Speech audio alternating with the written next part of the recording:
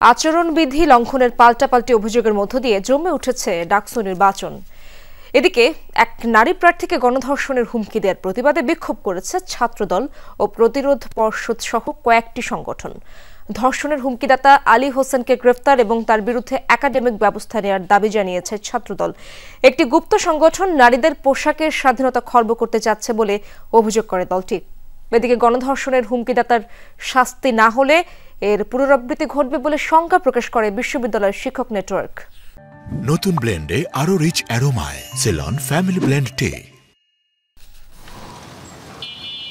প্রচার প্রচারণা, অভিযোগ পাল্টা অভিযোগে জমজমাট ডাকসু নির্বাচন। ক্যাম্পাস জুড়ে শিক্ষার্থীদের কাছে ভোট চেয়ে বেড়াচ্ছেন প্রার্থীরা। সব ষড়যন্ত্র মোকাবেলা করে সুষ্ঠু ভোটের প্রত্যাশা তাদের। গতকালের পর থেকে সবার মধ্যে একটা স্থবিরতা আসলে কাজ করতেছে, কারণ হঠাৎ করে এতদিনের প্রচারণার মাঝখানে হঠাৎ একটা অকস্মাৎ একটা অ্যাক্সিডেন্ট। ডাকসু হলো আমাদের সকল শিক্ষার্থীদের অধিকার। আসলে এটাকে যতই ষড়যন্ত্র করুক এটাকে আসলে বন্ধ করা কোনোভাবেই সম্ভব নয়। এখন ডাকসু ছিল প্রত্যেক শিক্ষার্থীর একটা প্রাণের দাবি। এটার তফসিল দেওয়ার পর থেকে ক্যাম্পাসে একটা উৎসবমুখর পরিবেশ বিরাজমান। তবে এটার পিছনে ষড়যন্ত্র অবশ্যই অব্যাহত রয়েছে এটা বন্ধ করার জন্য। প্রচারণার পাশাপাশি এক প্রার্থীকে গণধর্ষণের হুমকির প্রতিবাদে উত্তাল হয়ে ওঠে ক্যাম্পাস।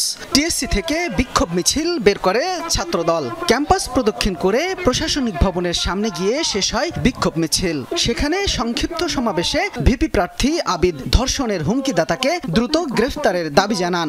আলী হোসেন নামক এই কুলাঙ্গারকে আপনারা গ্রেফতার করবেন এবং একাডেমিক ভাবে তাকে শাস্তির আওতায় নিয়ে আসবেন। এই ঢাকা বিশ্ববিদ্যালয়কে আমরা একটি সুন্দর সুস্থ পরিবেশ নিরাপদ ক্যাম্পাস রূপান্তর করতে চাই।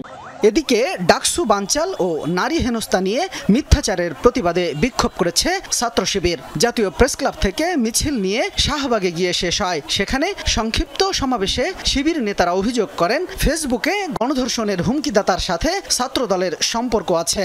সে আগের কায়দায় শিবিরের উপর দায় দিয়ে দাও রাজনীতি শুরু হয়ে গিয়েছে। আমরা বলতে চাই এই দায় দিয়ে দেওয়ার রাজনীতি চলবে না।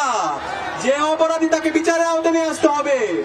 দুপুরে মধুর ক্যান্টিনে সংবাদ সম্মেলনে বিশ্ববিদ্যালয় শিক্ষক নেটওয়ার্ক গণধর্ষণের হুমকিদাতার শাস্তি এবং সাইবার বুলিং বন্ধে বিশ্ববিদ্যালয় প্রশাসনকে উদ্যোগ নেওয়ার আহ্বান জানায়। হাইকোর্টে একজন প্রার্থীর রিটের বিষয়কে কেন্দ্র করে সেই নারী প্রার্থীকে সমাজবিজ্ঞান বিভাগের একজন শিক্ষার্থী ফেসবুক পোস্টের মাধ্যমে গণধর্ষণের হুমকি দিয়েছে বলে আমরা দেখেছি।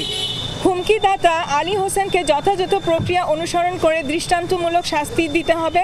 কোন বিধি লঙ্ঘনের জন্য কোন শাস্তি নির্ধারণ তা কোথাও উল্লেখ করা না থাকায় ঢালাওভাবে আচরণবিধি লঙ্ঘিত হচ্ছে এবং এ সংক্রান্ত তথ্য জানানো হলেও কমিশনকে যথাযথ ব্যবস্থা নিতে আমরা দেখছি না।